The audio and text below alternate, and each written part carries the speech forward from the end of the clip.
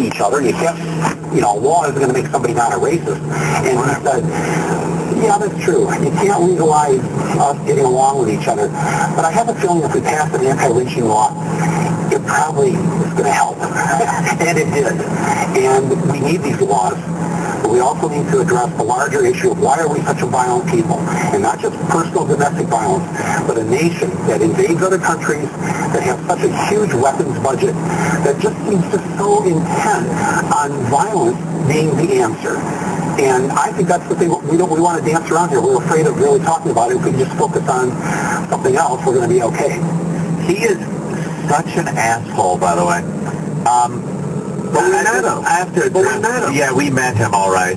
He was nice to us. He liked us. Because he's a phony crock of shit, is what I saw. I can't hate anyone I've met. I hate him. He's a phony. He's a phony. He's got an image and a persona that he puts across as this, liberal, look at me, I'm out for this little guy thing. And then you sit and talk with him for 10 minutes and you realize he's a fucking, he's just a showbiz guy looking to sell his next project. Aren't they all so busy on TV, though? Oh, yeah. But but he tries to come across like he's not so really into his causes and stuff. It's hard to take Bill O'Reilly serious when he's yelling and screaming and then does a plug for his fucking no spin zone coffee mugs and frisbees and whatever else he slaps a label on. Everyone's He's does the same shit. Let me address something here. Sure. Statistically, Michael Moore described what home invaders look like and where they come from. This imaginary person that breaks into your house, if they're there to rob your house or unless it's a personal attack on you for something work-related or marriage dispute or cheating or something like that, if a criminal is breaking into your house in a home invasion, statistically, it's probably going to be a young black male. That's just police investigating attempted break-in in Kings Point, Long Island home invasion. It's right up on the Fox 5 screen I'm looking at right now. Why is Long Island... Give me a description, please. Why is Long Island the capital of home invasion? Because I'll tell you for the people, I hope they understand, we're in Manhattan right now, okay? To our east is Long Island, to our west is Jersey, and then you go north, you got Connecticut and all that. But when it comes to home invasions, they never talk about home invasions in Jersey or anywhere else. It's always Long Island. Long Island's an easy place to do a home invasion because you're close to major thoroughfares, major arteries that take you right back to the city again. So you could rob a place, get back on the highway, and then you're back on the road. You're out of that town for that you just robbed a house in, and get back into the city. Whatever the fuck you come from, probably the city. But the thought that Michael Moore sits there and says that the statistics say that the gun crime, things like this, gang-related violence, it's going to be minorities. It's going to be minorities. And when he talks about, well, why are we such a violent country and going to war against other nations, that's his idea of a violent country is the white politician being violent, or this asshole in Arizona being the violent guy with the gun. Hey, Michael Moore, how about the fucking thousands of gang-related minority shootings that happen with illegal guns every year in this country? Address those. What, those people get a free pass, Michael Moore? Because they're black or Hispanic? Because white people are afraid of home invasions? Well, of which, as I'm talking about you and this imaginary home invasion shit, I look up on the TV at the same time. Swear to God. We were just talking about it. I look up, and right by my home, I'm looking at a home invasion. So don't tell me what's imaginary. By the way, you fat fuck. I bet you guys can talk to him live down there at the Whopper place. I might as well go down there. Odds are he's down there. Is he getting his breakfast? He's a guy that does not want to look at reality. He's got this fucking fantasy world in his head that all this crime, all this minority crime, black on black crime, black on white, Hispanic against black, black against Hispanic. Look at the LA gangs just wiping each other out. He thinks that somehow white people are all responsible for this violence. It's whitey. It ain't whitey. Tell them to behave. Make a movie called Fucking Behave. How about you do that? Bowling for Behave. Do that. I want to see him make that movie. Bowling for Behave. Ah. Fuck him. Wow. And Michael Moore, to add to the discussion, he's an NRA member, isn't he? Lifetime. He did that to fucking be able to fuck with the NRA.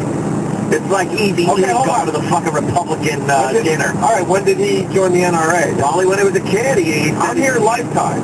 So if he was a kid, he didn't know any better as a kid, but if he joined the NRA only, I don't know, 10 years ago or so, then it's very calculated. I don't know when he joined the NRA. He in one of his movies, it might be Columbine, he talks about how he had hunted as a kid, and him and his dad would go out and shoot with rifles and hunting like that. Flint, Michigan. Yeah, Flint, Michigan. Yeah, go to Flint now, and of course it's all because hunting the guy that took my car. Yeah. That's Flint, Michigan. And all the crime there is because of the auto industry going down and white people again, just rich white people fucking over black people, and that's why there's so much crime. Yeah. How about you just behave? How about you don't depend on whitey to fuck you over or do good for you? How about you look around your neighborhood, realize, holy shit, there's a shitstorm going on every fucking night here with gunfire and everything else, and you fucking take care of your own block. And then the other guys take care of their block. And before you know it, you got a little neighborhood start. It's like a game, like Sim City. There you go. It's like Sim City. Fix your shit. Then you want to stay in a good mood. Bowling for Behave. We're bringing back Line of the Day, by the way. We got to do Line of the Day again. It's time. Yeah. What is it? Bowling for Behave. Bowling for Behave. Just behave yourself. We got to bring back Line of the Day officially. Michael Moore's an asshole. And I'll tell you one thing. We had him on the show. You didn't say any of this stuff. Oh, if he was here right now today and he came up with that lame-ass fuck statement that everybody that owns a gun is racist and fears people of color. That's what it is. You fear people of color and you're racist. How is it racist and fearing people of color when every time I see a home invasion, convenience store security cameras, people being shot, a large majority of the time it's minorities doing it. Yeah, you open road for me. I'm just stating facts here. I've looked at FBI statistics. I've looked at them. I've seen them. Well, there's not another slow He just wants to, he's constantly blaming whitey. See, he had to say, oh, it's not the freckle-faced guy. He wants the white guy. Real quick. Look at the alarm commercials. He must love those. Oh, look, it's an accurate depiction of a white guy kicking in the door in a suburban neighborhood. Stop already. This Michael Moore with his lines of shit. What's the matter? No interest in any of your projects? You got to come up and chime in on this Tucson situation? Well, why don't we get him on the air? Roland, try to get Michael Moore on the air today. Yeah, just some Michael Moore. Yeah, he might take a call from Michael Moore. Yeah. Stop it already. What was Rachel Maddow saying? Anything? No, not really. Chime in? Not really. Everyone that owns a gun, as Michael Moore says, is racist and has a fear of people of color. Let me go to Justin in Tampa. He wants to argue with you a little bit. All right, Justin. We're not going to make a thing out of this. We're going to move on to other material. But Justin, you got through in the nick of time. Go. All right. How much of this, and I know you say you read the FBI statistics, but how much of this is the media covering, the black guy that's the home invader? And then on the opposite end of the spectrum, you know, there's a story about this 19-year-old black girl who comes home from college, goes to visit some friends in Baltimore, and disappears. And, you know, the mayor or the police chief of Baltimore says, this is our Natalie Holloway, but it's a black girl, no one's covering it. If it was a little white girl, it would be all over the news. So how much does the media play a role in this? Well, you're talking about two different things. As far as abductions go, the media will always concentrate a lot more on the little blonde-haired white girl than they will the black girl. Don't know why. That's just the way it is. I've never seen a program stop for a special report because a black girl is missing. Yeah. So I guess if you watch TV, you got to assume that black girls are never abducted, right? This never happens, I guess. They're not going to stop your American Idol to tell you that some girl went missing. A black girl went missing, but if she has blonde hair and blue eyes, boy, man, yeah, you're not going to be watching American Idol for a while.